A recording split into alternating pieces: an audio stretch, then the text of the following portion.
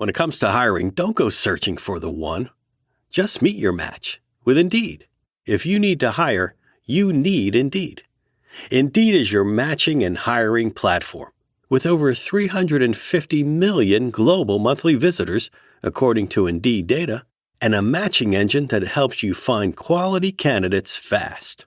And listeners of this show will get a $75 sponsored job credit to get your jobs more visibility at Indeed.com/match.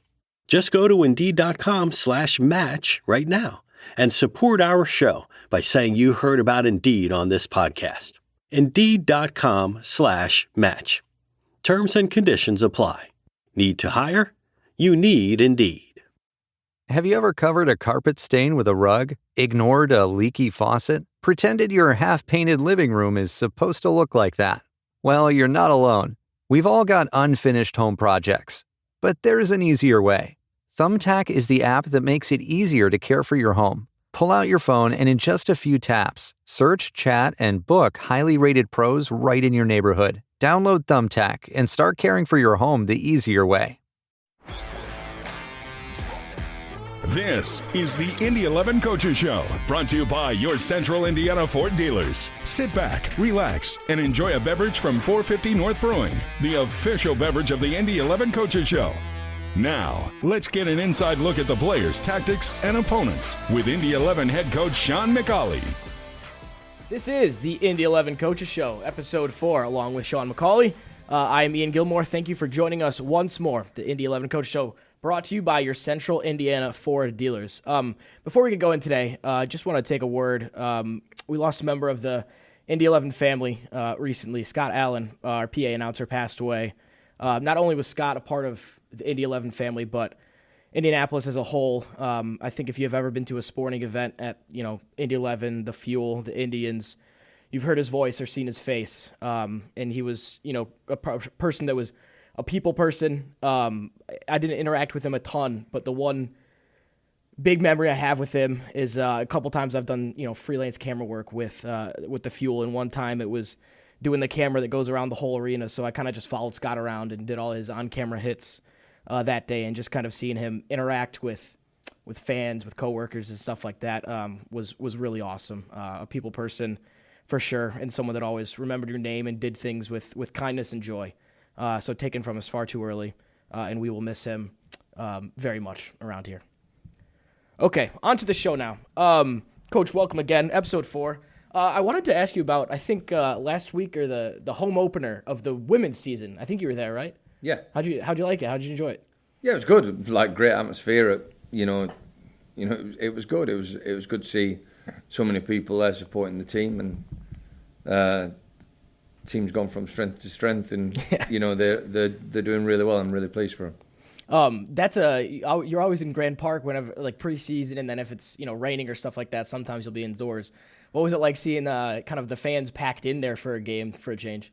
Yeah, like I said, the atmosphere was good. I think the supporters, wherever our supporters go, they create a good atmosphere. Yeah. So it was really, really good to see them all enjoying themselves.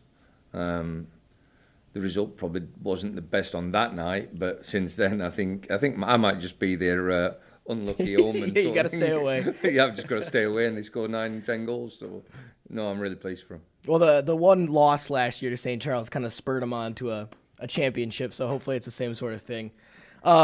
You've had a lot of success this month as well. And I want to talk to you. I think it's fair to say that some of this month's success, at least, is down to kind of the change in system that you've gone to. You came here with, I think, principles that haven't changed, but your kind of strategy to implement them has, in terms of, just formation change. So can you talk me through the process that you have, especially as a manager, of kind of putting your maybe ideal system to the side and committing to a change that breeds success for the team?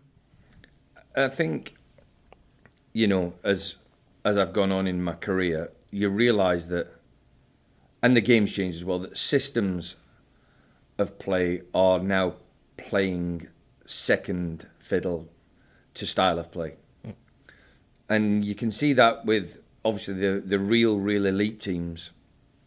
They play so fluid, and players have a freedom to go really wherever they want on the field. Whereas probably in my day, of playing, back, 80s, 90s, and maybe even early 2000s, there wasn't as much emphasis on the style of play and what you did, because everybody pretty much did the same. It was more about what system you played and how rigid you were in that system and how good you were at playing your system, i.e. 4-4-2, 3-5-2, whatever it was. And now it's more turned towards how you implement, how you want to play in terms of a style and philosophy and the attributes that you need to carry out that. Now, what has worked well for us is we have changed the system of that, because we've been able to, add an extra defender into the mix, which has allowed us to have more players running forward, which sounds crazy, but we've secured ourselves with one extra player at the back and allowed even more freedom for the people in front of them to go towards goal. Can you explain that difference a little bit more between system and style? So a system would be a framework. Like, that's what you build from. A style is what you do in that framework. So whether you play a back four, a back three, a back five, midfield two, midfield three, midfield four, front two, front three, wingers or inverted wingers, all that, the common one that Pep Guardiola's brought into the inverted fullback, which we never thought we'd see, but all these things. But wherever them players go on the field in that system, the style of play is still the same. So Pep Guardiola plays his inverted fullbacks, but they still want to keep the ball and out-possess the opposition. Liverpool, whether they play with a 4-3-3 or they change, and they would even bring in one of their fullbacks into midfield. Trent Alexander-Arnold would come into midfield from a fullback position. But the style was still the same. It was, get it forward, get it into the front three, run forward, and the Genga press, the counter press, what Jurgen Klopp used, never changed no matter what system of play he chose. So that's where the difference between system and style is. One's a framework to build from, and the style is basically how you adopt the key attributes of the individuals that you've got to make them work as a team. I think that'll help supporters kind of have a better look at the team when they're going, because I think that is it's, unless you're kind of involved at the higher levels of the game, that's not necessarily something that you look at when you're watching the game. So I appreciate that. And I also think that, going back to it, that the media and everything they read is about the system, not so much about the style, because the styles, I watched the Louisville game last night, and the interpretation of the style is they probably play very similar to how we play. They want to get it into the wide players and get crosses in, but yet the narrative for their game is completely different to ours, because they've been probably more successful at it and doing it for longer. Yeah. So it's easier to talk about systems and where players are stood and situated, like on I would say, like a schematic or a sheet of paper, a tactical sheet of paper, or where the players are grouped, in the media before the game, whether it's a back four or a back three. That's probably easier to come to terms with, and you're getting more information on that. The style of play, like I said, is when I first came to the club, I wanted to go forward and score more goals. And in the past in our club, we've probably wanted to possess more than create the scoring opportunities. Two different styles. You can play them out of both systems, but we've done all right recently with that, because that's, I think, we're the third top scorers in the USL, so we're pretty good at that. We've just got to get the other end sorted. Yeah. I think, too, kind of on your point of like being able to see certain things and not being able to see the style as much, especially if the style isn't necessarily being executed to the best of its ability, you're not gonna see it. No. As well. No, and if we say our group's trying to play with a certain style, and we'll make mistakes. Yeah. And it's interesting. I think it was one of the ex-Chelsea players, because they've had a lot of turbulence in recent years, Chelsea, changed managers quite a lot. And I think one of them said, Chelsea, when they were successful under Mourinho, very much knew how they wanted to play, and now they're trying to play like Manchester City. And sometimes Manchester City can't play like Manchester City. Yeah. So it's interesting. Everybody makes mistakes, and it's easier to see a system of play, and understand that than it is a style of play. I'm going off on a tangent here again, but what did you think of the managerial change at Chelsea? In terms of, I guess, first getting rid of Pochettino and then bringing the Leicester manager in. I'm not big on managerial changes. I don't think unless there is problems in the background. I think Poch probably deserved another year at it. Interestingly, you hear these rumours and nobody knows what the truth is. But if Kieran McKenna's turned the job down, that's an indication of maybe what's inside. Now I understand, the new coach has got desires to work at the highest level because he's done it before as assistant. So, if he gets his shot, I hope he does really well. Going back to us more so, I think you referenced one day kind of what you're doing now is similar to what obviously your best friend Chris Wilder was doing at Sheffield United, especially in that season when they finished 8th in the Prem. How much would you say that the tactics that you're kind of implementing right now are relatively inspired by what you've seen from that in the past? Yeah, I mean, speaking to Chris and knowing his...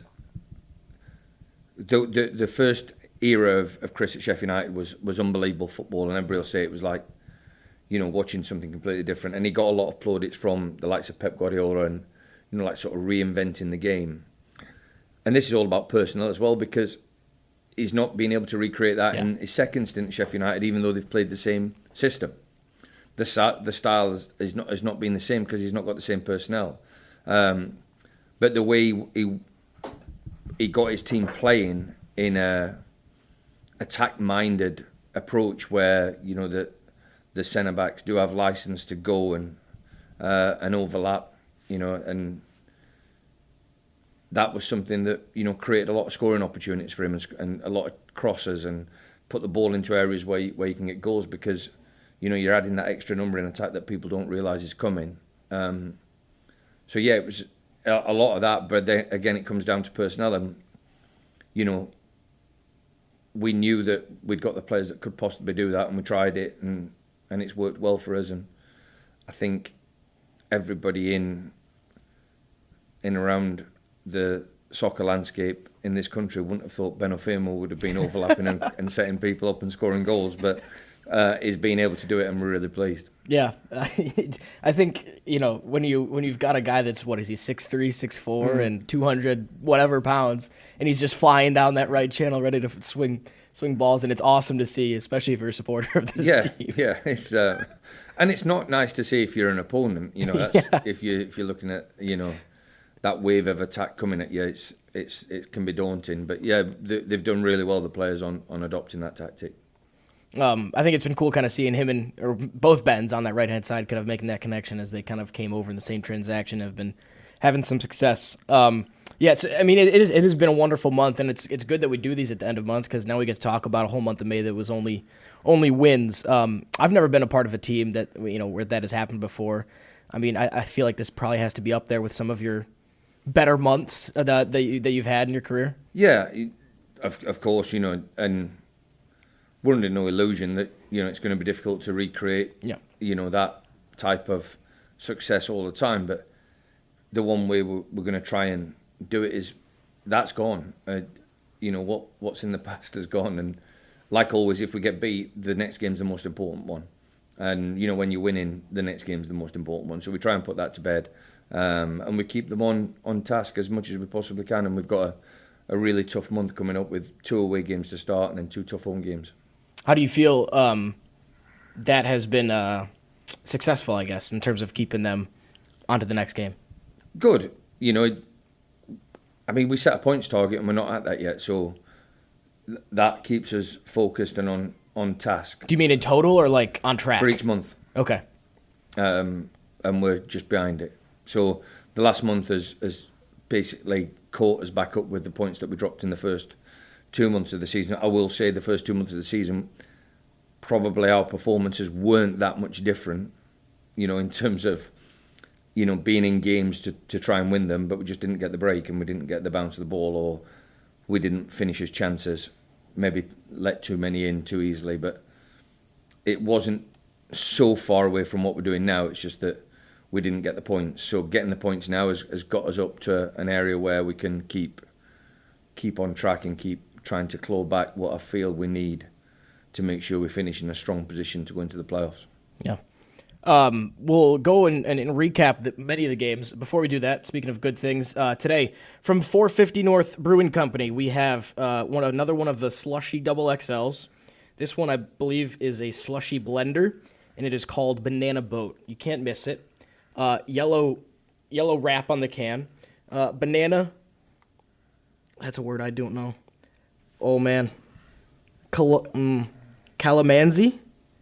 Banana, calamansi, orange, peach, and coconut. I think you've got it right though, calamansi. Okay, we'll take that. We might look up what it is I afterwards. don't know what it is, but I think you've got it right. It tastes good, so we'll leave it there. Is it the calamansi you can taste? Yeah, that's what it's got to be. I thought you can definitely taste the banana in the Banana Boat, I'll tell you that.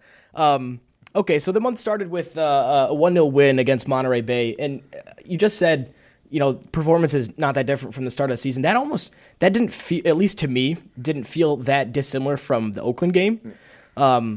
But obviously this time the result is different. I'd have you talk about that first, just kind of, the difference from game one to another away game in California a little bit later. Yeah, like I said, I thought if I was analysing all the performances, maybe the first one against Oakland is one of the best games that we've played. In terms of creating chances, dominating the game, dominating the ball, putting the opponent under pressure all the time.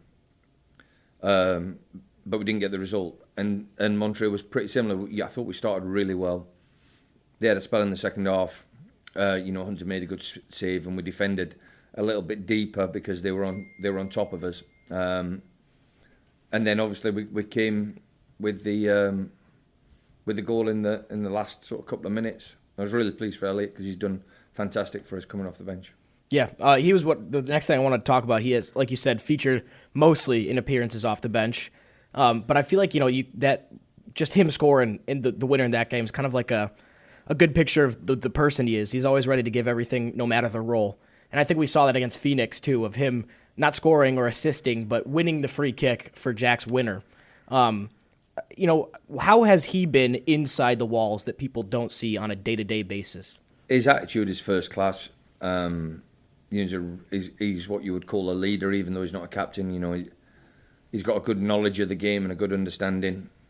And he can pass that experience on to the younger players. He's really good at that. And then, we've only played a third of the season, so, even though he's not started, if he keeps his performances going the way they're going, when he does get his start, because that'll happen naturally, it might happen through a loss of form, injuries, suspensions. If he keeps going the way he's going, when he gets his start, he'll take that, and I've no doubt or hesitation in saying that he's going to be good for us. How can a late winner away from home like that kind of, obviously they didn't kickstart, because I think North Carolina the game before was the start of the winning streak, but how can that sort of galvanize a group? It does, because I think at that game we jumped significant places. I think we might have jumped to 6 or something like that. Yeah, it was congested enough that 3 points were big. We took a real leap. And I want to say maybe it was the last game of the weekend or last game of the day. Yeah, I think it was a 10 or 10:30 Eastern kickoff. Yeah, so we knew that the result would get us into a better league position. And even though the points there, it's nice to look that your name of the team is higher than what it was prior to the start of the game, and it jumped significantly, which led then to a little bit more, I would say, belief in us, going in the right direction. Yeah.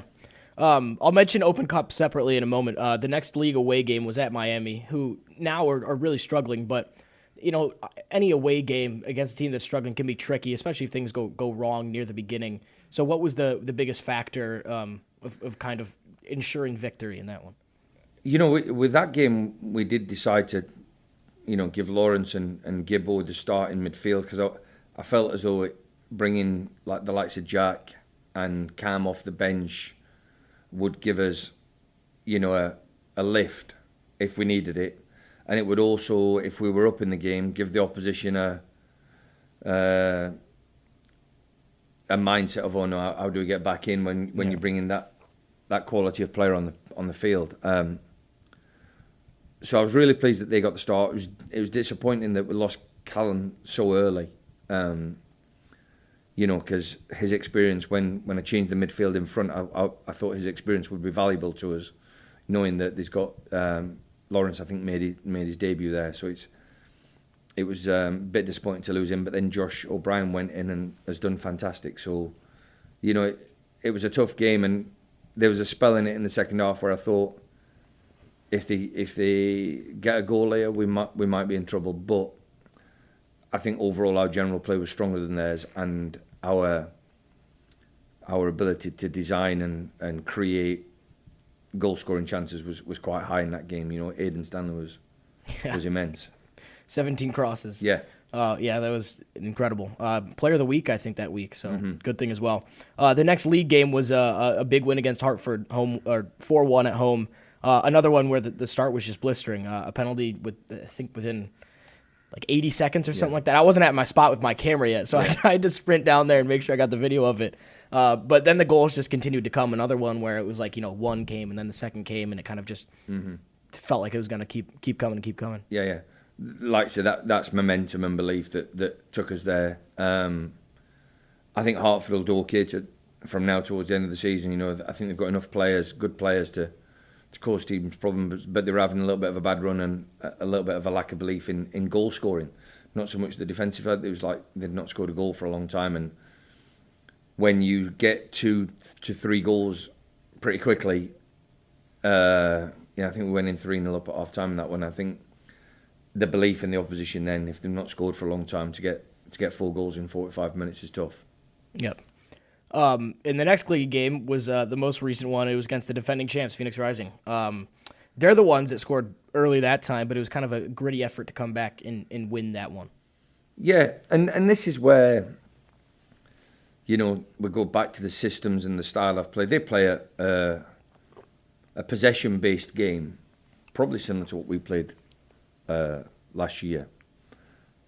So it can look as if you're not in the game, because you don't have a lot of the ball. But coming after it, we win 2-1, and their expected goals was 0.46, and ours was 1.46. So when it comes down to it, you've got to score goals to win games. And I was really pleased with the players, and I will say the supporters as well, and everybody associated with the club, because when you don't have a lot of possession of the ball, you sometimes can panic, and you can sometimes get anxious and make mistakes and lose concentration. But I was really pleased with a group of players on the pitch that didn't crumble to the fact that the opposition weren't creating many chances. We didn't start chasing things to give them chances or give them areas to play in, which are more dangerous than what the areas they were playing in. So for me, that was a big, big plus, that we got through that game with a win, and we were able to reflect on it afterwards and say, show the stats of them having 62% possession of the ball, but yet not having any real chances at our goal. I think that becomes like a bigger story if it's like obviously just a league that gets talked about more with, halftime shows or pregame shows or stuff like that, where, they need something to talk about and they start talking about possession. Not as much so with our league, I think, but I think you've had enough experience where you don't really care what the outside people think. But how do you go about keeping that out of maybe players' minds, or even you don't have to keep it out of fans' minds, but maybe them as well. Just believing in the fact that what you're doing is working.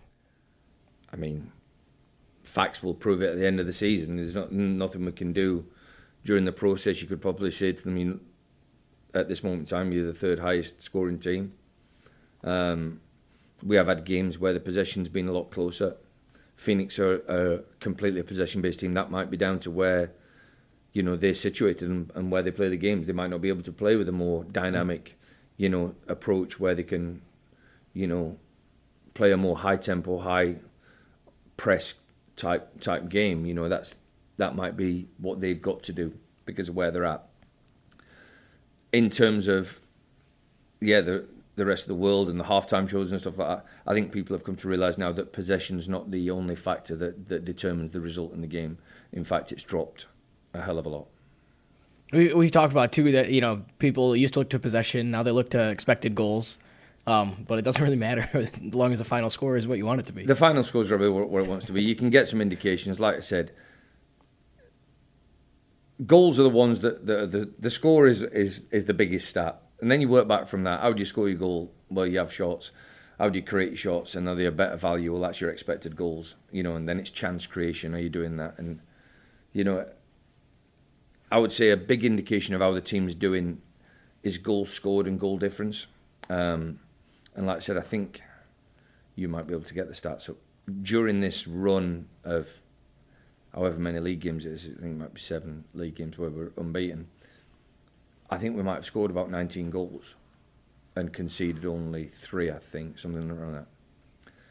So if the season was to start now, we'd be top of the league and running away with it. And if it was to end now, we'd be in the playoffs. But the indication of how you're doing as a team is based around scoring goals and goal differential.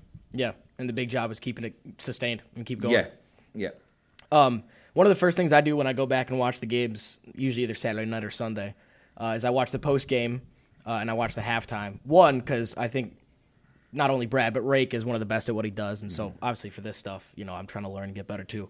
But I always like hearing what you have to say and what the players have to say. And at halftime, especially as someone who has been in the dressing room at halftimes, I feel like you do a really good job of giving sort of like drawn back versions of your thoughts to Rake and Brad at half without necessarily like changing the content of it.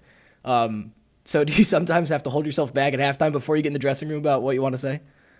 In terms of what you say to the broadcast?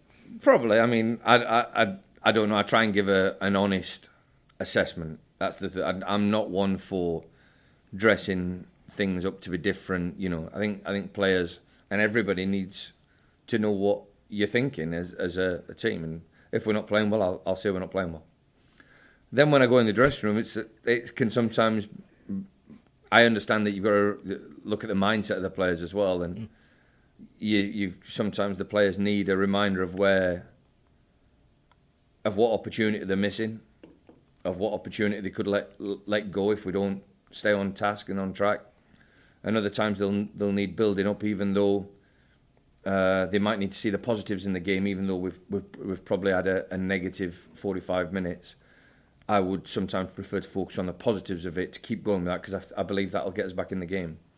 And however, and because you spend a lot of time at the training ground, whatever is said and done prior half-time training, I will never ever hold a grudge against anybody. I'm too old to fall out with people. And once things are said, they're said and they're done. That's just the way it is. I think especially players can tell it's getting them to an objective. Mm-hmm. Nothing is coming out as like a personal thing or anything along those lines. So you said sometimes you try to focus on the positives, sometimes maybe not as much. What kind of tells do you have on what the players need in those moments? Is that just a situation to situation? For me, it's situation to situation, but really, really simple. And the longer you're in the game, you understand that you're going to get beat. I understand that. And if ever we're beaten by a better team, but we've played well, I can accept. If we get beaten by the better team on the day and we've not played well, I'm not accepting that, ever. And I thought half-time we weren't playing well. So, it's interesting because we did play well in certain aspects of the game, but we didn't do it for long enough. Like you said, we didn't press for 90 minutes. Because they didn't have the ball for 90 minutes. Yeah. Okay, Open Cup run. Before the Detroit game, it was a 2-0 win against San Antonio at home, but home that day was the Selleck Bowl at Butler. Again, an early start that really got you through things. That's another one where at halftime you're up 2-0. You probably got to keep the foot pressed down. It ended 2-0, so I think that can be said that was true. But in a game where like maybe they bring young guys on, it's I feel like it can be easy to switch off in those games. How did you keep that from happening? Yeah, I mean, the Open Cup's different as well because it's a knockout competition. So you got to really keep them focused on it. And it's interesting because I can't remember what round it was, but I think it was Tampa, Birmingham, and Tampa were 4-0 up and it went 4-4. Yeah. So you do realise that no matter what the score is, 10 minutes to go, they were 4-0 up and it went to extra time. And so you've got to remind them of that fact that it's a knockout competition, so don't let yourselves down. And you've also, like you said, when a team sort of does think that maybe the race is run and they're concentrating on the game after, and they bring young players on for experience, that can sometimes work against you, like you said. And I think during that game, our mindset was always to take off the players who we need to take off. The one thing I remember about that game is Eunice went onto the field and lost a contact lens and couldn't see anything. Then had to come off the field. So it was a little bit choppy towards the end. I would have preferred us to get a third goal and make it a little bit easier, but it seemed to me that there was a few wrinkles thrown in that we had to manage. But the players did great and come away with the 2-0. The Detroit game was a little different, but the result was the same. When we played in March, it didn't feel like there was a ton to separate the sides. But then, you play them again, it's 3-0 at half. What do you feel was the biggest difference between the game in March and the game in May? Not much really. We took his chances. I thought they were probably better in the game that we won, and we were 3-0 up. I thought they played okay last night as well for 30 minutes, and they get beat 5-1. So they're going to be a team that's going to be okay towards the end of the season, and somebody we might face if we do make a run playoffs, and so they're going to be a team that's going to be dangerous. With a Detroit team, no matter how many you go up, you know that they've still got fight in them. Yeah. A little bit like the game that's coming up this weekend. So we had to make sure that we took care of business, and like I said, we scored at the right times against them. But you take your chances, and that can change the games. And I was really pleased. But in terms of how the game was between the two, I would say we're two evenly matched teams. They've won one, we've won one. I thought the one they won, we played better than them. And I thought the one we won, they were more in the game than what the scoreline suggested. Game 3 in October. We'll see them again. Yeah. That one, even as just the video guy, I was incredibly nervous, before and during that. I don't know if it's, the history I had with, working for them, and my buddies from them were here, and just thinking about, the shtick I'm going to get if it doesn't go our way. But I imagine when you're playing or coaching, those like nervousness feelings are even more heightened. But, you go through it, and I'm sure you find ways to kind of suppress those. How do you do that? How do you suppress those to not let it affect performance? How did you do it as a player, and how do you do it now as a manager? Do you even get them? Yeah. And you when people say when it starts to just become a job, you've got to enjoy it. It does become a job and a routine, and you just get used to the fact that this is the situation that you're going into. And it's not a case of, you don't enjoy it or you want the pressure, but you've just got to, as a player, you put your boots on, your shin pads, and you go out and you do your job. And as a coach, as long as, and I've said this to the players, as long as I know that they know what they need to do, and as long as I know that they can do what I want them to do, I think there's nothing much more you can ask. As long as they know the job, and as long as they can do the job, I think you're in a good spot. How excited are you to go down to Atlanta and try to beat an MLS team for a place in the semifinal of the Cup? Yeah, really, really excited. And like I said, forget the opponent. It's the opportunity to get to the semi-final. We're in the quarterfinal now, and the achievement of getting there is really good. But we'll be really disappointed if we don't give a good account of ourselves and try and make it through to semi-final. There's no reason why we can't. It's a one-off game. And like I said to you before, if they play, all of their World Cup winners, $15 million players and all that, we're going to have to compete with them, and they can have a bad night and we can have a good night. If it's a different team, then we'll manage and play against what's put in front of us, but the objective is to win the game to get to the semi-final. What do you remember from playing against Atlanta when you were coaching in MLS? The difference, what they are now, I mean, when we played against them a few times, they had an unbelievable midfield. I mean, they've got good midfield players now, but Darlington Nagbe made a huge difference for them. And having worked with Darlington, I know what a special talent he is. Yeah. And, the field there, I don't think we're playing on that one, but the field there in the football stadium can get really, really, really big very, very quickly if you're not careful.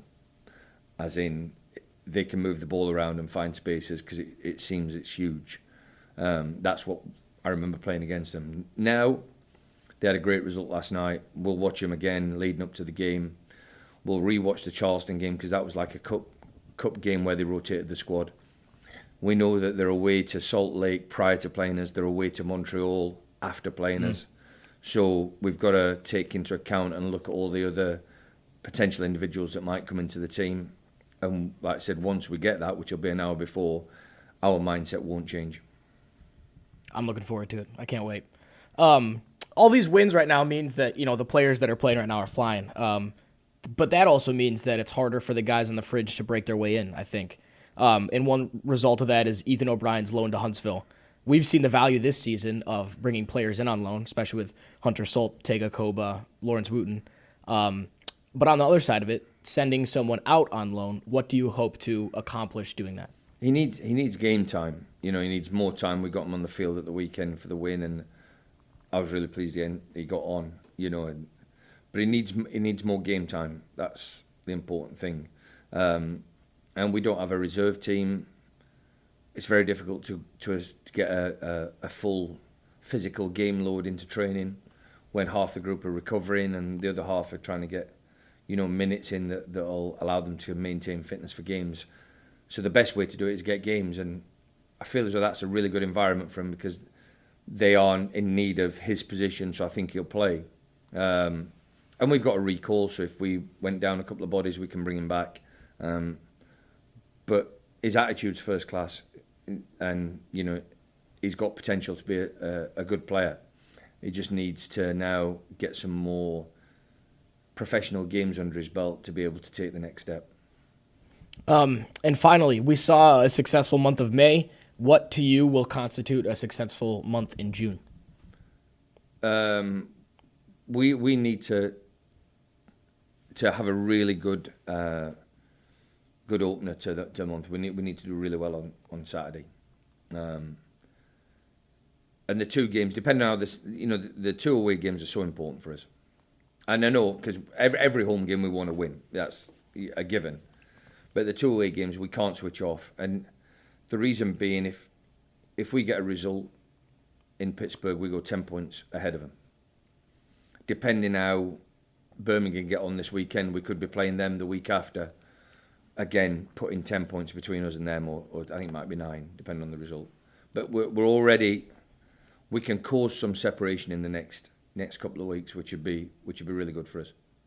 Well, thank you, Sean. That's episode 4 of the Indy 11 Coaches Show, brought to you by your Central Indiana Ford dealers. Another thank you to 450 North Brewing. Today we had the Banana Boat Slushy Blender. Another shout out to the Indy 11 shop. Sean McAuley this week said that he liked my cap. You can go get yours at the shop, indy11.com. Another thing, if you're listening to this on Spotify or Apple Podcasts, me and Sean got our haircut specifically for this episode this week, so you should be watching on YouTube. Go do that now or the next episode. Again, thank you for joining us, and we'll see you next time. Wait 1 second. Sean's got one more thing. So you bought a hat after your haircut. Were you not expecting the haircut to go No, well? I bought this hat before. All right, so Yeah. So you're not pleased with your haircut, or you are? No, that's why I don't have it on. I would have put it on if I wasn't pleased with the haircut. Oh, it's a really nice hat and a really nice haircut. Thank Well you, done. Sean. I appreciate it. All right, we'll see you guys next time. This is the Indy 11 Coaches Show, brought to you by your Central Indiana Ford dealers. Be sure to like and follow this podcast and check out other great podcasts on the All Indiana Podcast Network. To watch the video version of this podcast, subscribe to the Indy 11 YouTube channel.